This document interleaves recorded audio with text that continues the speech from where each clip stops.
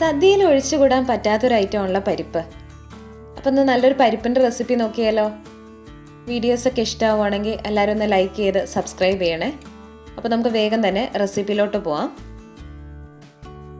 ഞാനിപ്പോൾ ഇവിടെ 50 ഗ്രാം ചെറുപയർ എടുത്തിട്ടുണ്ട്. ആദ്യം തന്നെ നമുക്കിതൊന്ന് വറുത്തെടുക്കണം. ഇത് നമുക്ക് വേണമെങ്കിൽ ചെറുപയർ പരിപ്പിലും ചെയ്യാവുന്നതാണ്, അതായത് കടയിൽ നിന്ന് കിട്ടുന്ന തൊലി കളഞ്ഞിട്ടുള്ള പരിപ്പിൽ. പക്ഷേ ഇതിൻ്റെ കറക്റ്റ് ടേസ്റ്റ് കിട്ടണമെന്നുണ്ടെങ്കിൽ ഇങ്ങനെ തന്നെ ചെയ്യണം. ലൈറ്റ് ബ്രൗൺ കളർ ആകുമ്പോൾ നമുക്ക് ഗ്യാസ് ഓഫ് ചെയ്ത് ജാറിലോട്ട് മാറ്റി കൊടുക്കാം. ഇനി ഇതൊരു തരിതരിപ്പായിട്ട് പൊടിച്ചെടുക്കണം, ഒരുപാട് പൊടിഞ്ഞു പോരുത്. ഇത് ഇങ്ങനെ കിട്ടണം. ഇനി ഇതൊന്ന് കഴുകിയെടുക്കാം. കഴുകുന്ന സമയത്ത് ഇതിൻ്റെ തൊലിയെല്ലാം വെള്ളത്തിൽ മേലെ അടിഞ്ഞുകൂടും. ഒരു 3-4 വെള്ളത്തിൽ നല്ല വൃത്തിയായിട്ടൊന്ന് കഴുകിയെടുത്ത് ഇതൊരു കുക്കറിലോട്ട് മാറ്റി കൊടുക്കാം.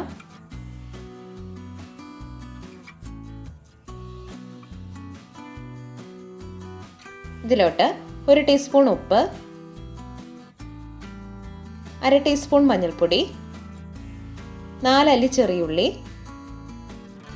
ഒരു പച്ചമുളക്, വേവാൻ ആവശ്യത്തിനുള്ള വെള്ളം കൂടി ഒഴിച്ചു കൊടുക്കാം. ഒന്ന് മിക്സ് ചെയ്തെടുക്കാം.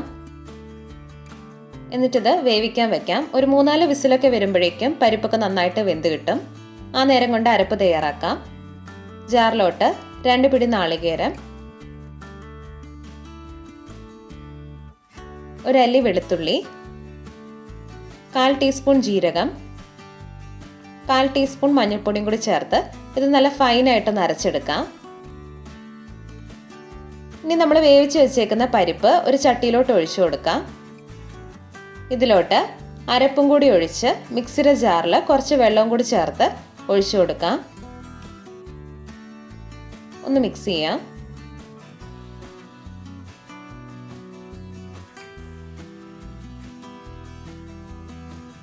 ഇനി ഇതൊന്ന് ചൂടായാൽ മാത്രം മതി, തിളച്ച് വരേണ്ട ആവശ്യമില്ല. തിളയ്ക്കുമ്പോഴേക്കും ഗ്യാസ് ഓഫ് ചെയ്ത് കുറച്ച് കറിവേപ്പില ഇട്ട് കൊടുക്കാം.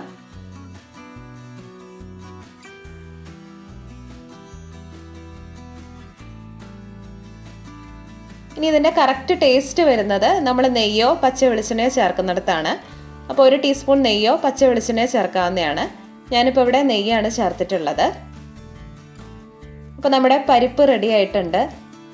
അപ്പോൾ ഓണമൊക്കെ വരുവാണല്ലോ, അപ്പോൾ എല്ലാവരും ഒന്ന് ട്രൈ ചെയ്ത് നോക്കണം. എന്നിട്ട് ഫീഡ്ബാക്ക് അറിയിക്കണം. Thank you for watching.